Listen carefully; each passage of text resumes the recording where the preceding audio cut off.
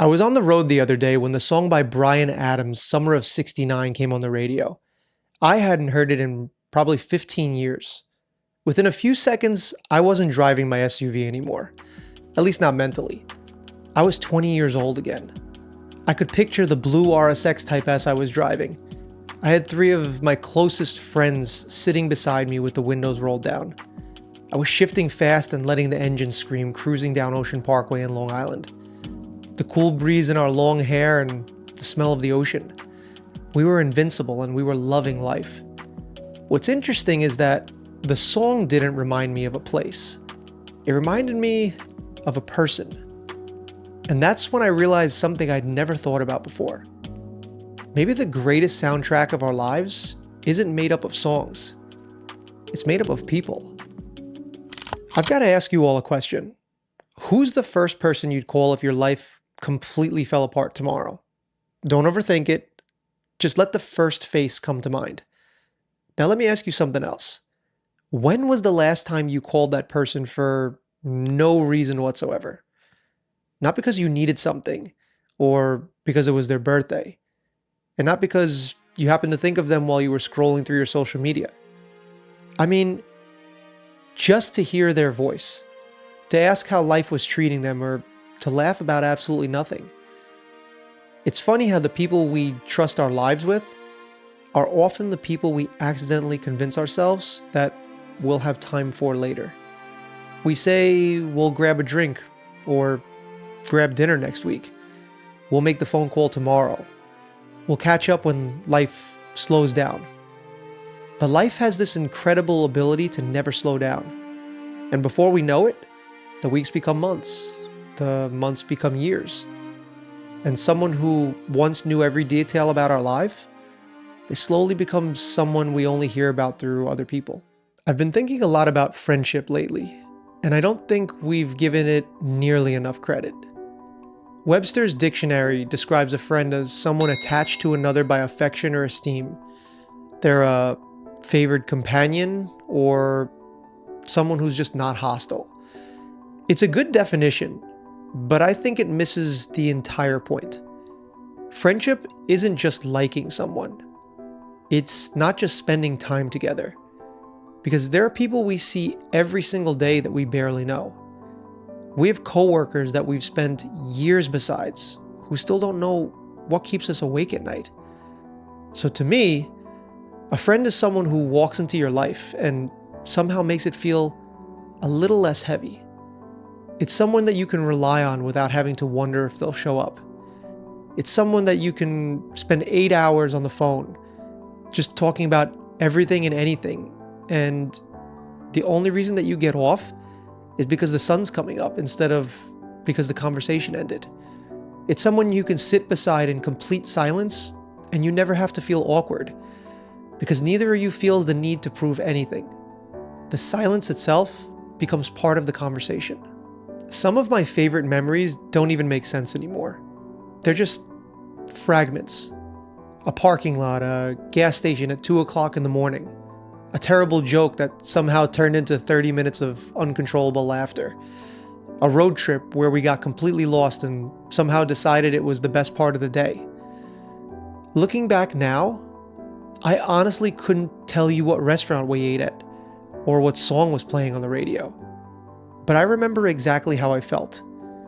I remember laughing so hard my stomach hurt. I remember looking at friends and thinking life couldn't possibly get any better than this. Don't you think that that's strange? That we spend so much of our lives chasing the next vacation, the next promotion, and the next accomplishment, always believing that happiness is hiding, only to realize years later that the moments we cherish the most usually happened on completely ordinary days with completely ordinary people. I think that's because the greatest moments of our lives aren't really about what we were doing. They're about who we were doing it with. A $5 pizza somehow tastes better when you're surrounded by people who make you laugh. Sitting at a table talking until 3 o'clock in the morning, it somehow becomes more memorable than expensive vacations do. A beat up old car becomes legendary because of the conversations that happened inside of it. It's never really been about the place. It's always been about the people. They were the ones who gave those moments the most meaning. I've had friends who didn't ask, "Why did you do that?" when I made a terrible decision. They asked, "Where are you?" And before I could even explain what happened, they'd say, "I'm on my way." They didn't even know if I was right or wrong or if I was in danger. They didn't know if I deserved the help. They just knew that I was their friend. And I've had friends who've gotten me into some of the dumbest situations imaginable. Moments where we probably should have made better decisions and somehow survived with nothing more than great stories and a few scars. I've laughed until I couldn't breathe. I've laughed so hard that my face hurt and my stomach cramped. But I've also had friends sit beside me during moments when life didn't seem very worth living. They didn't always have the perfect words. Sometimes they didn't say much at all. They just refused to let me be alone. And looking back now, I realize that sometimes the greatest gift another human being can give you, it's not advice. It's just their presence. Have you ever noticed that your friends remember things about you you've completely forgotten? They'll randomly say, "Remember that time?" and suddenly an entire chapter of your life comes rushing back. A memory you hadn't thought about in 15 years suddenly feels like it happened yesterday. You remember what the air smelled like. You remember what everyone was wearing. You remember the ridiculous things someone said that made the day go from okay to amazing. It's almost like they were carrying that memory for you until you were ready to have it back. That's when I realized something that honestly changed the way that I think about friendships. Our friends don't just share our lives. They preserve pieces of them. They're the keepers of memories that would have disappeared forever if they weren't there to remind us. Maybe that's why losing a friend hurts so deeply. It's not just because they're gone. It's because they were carrying pieces of your life with them. They remembered the version of you that nobody else remembers anymore. They knew the kid you used to be before life became serious. They remember your first car, your first heartbreak, your first apartment, your biggest mistakes and your greatest victories, and all the embarrassing moments you'd rather pretend that never happened. They remember the person you were before responsibility changed you, before heartbreak humbled you, before life slowly shaped you into something different. Every close friend becomes a living photograph of versions of ourselves that no longer exist. I lost my best friend when we were only 21 years old. And even after all these years, there are moments when I catch myself wondering what our lives would look like if he were still here. I wonder what kind of trouble we'd still be getting into. I wonder what we'd laugh about now that we're older. I wonder if we'd still hang out until 2 o'clock in the morning talking about absolutely nothing. I never expected there to be a last conversation. That's the cruel thing about life.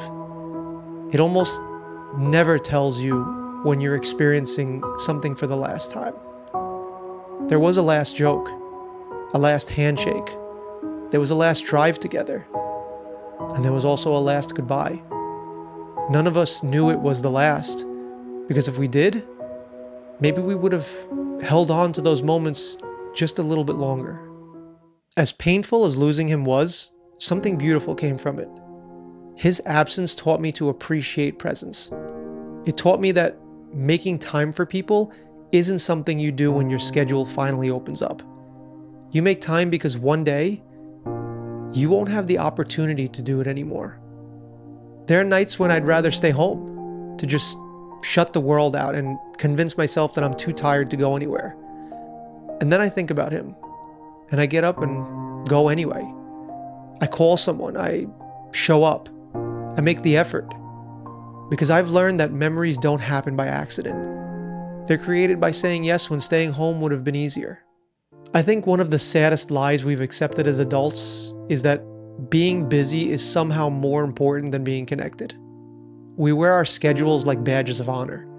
We tell everyone how exhausted we are, how much we have going on, how impossible it is to find time. But if someone we loved had only 24 hours left to live, somehow we'd clear our entire calendar without thinking twice. And that tells me something important. Most of the time, it isn't that we don't have time. It's that we believe that we have more time than we actually do. So let the good times roll. Make the phone call. Send the text. Knock on their door. Go on the road trip. Stay out an hour longer than you planned. Smile until your face hurts. Tell the story you've told 100 times because somehow it keeps getting funnier. Sit around a fire. Grab a cheap meal. Watch a terrible movie. Just make memories that won't mean anything to anyone else because they don't have to. They're your memories. And one day, those ordinary nights will become the stories you tell for the rest of your life. Maybe that's what friendship really is. It's not finding someone who's exactly like you. It's finding someone who's willing to walk through life beside you. And maybe they're willing to walk long enough that your stories become impossible to separate. They celebrate your victories if they were their own. They carry you when your legs give out. They remind you who you are when you've forgotten. They remember the chapters of your life that time tried to erase. And one day, when you look back at your life, I don't think you'll remember every deadline you met, every overtime shift you worked, or every bill you paid. I think you'll remember the people who laughed beside you, who cried beside you, who believed in you when you couldn't believe in yourself, and quietly helped write the story of your life. So if someone came into your mind when this episode began, don't wait until tomorrow. Call them now. Because one day, there will be a last conversation, a last laugh, a last, I'll see you later. And none of us get to know when that moment is going to come. So until then, make the memories. They're the only things that become more valuable with time.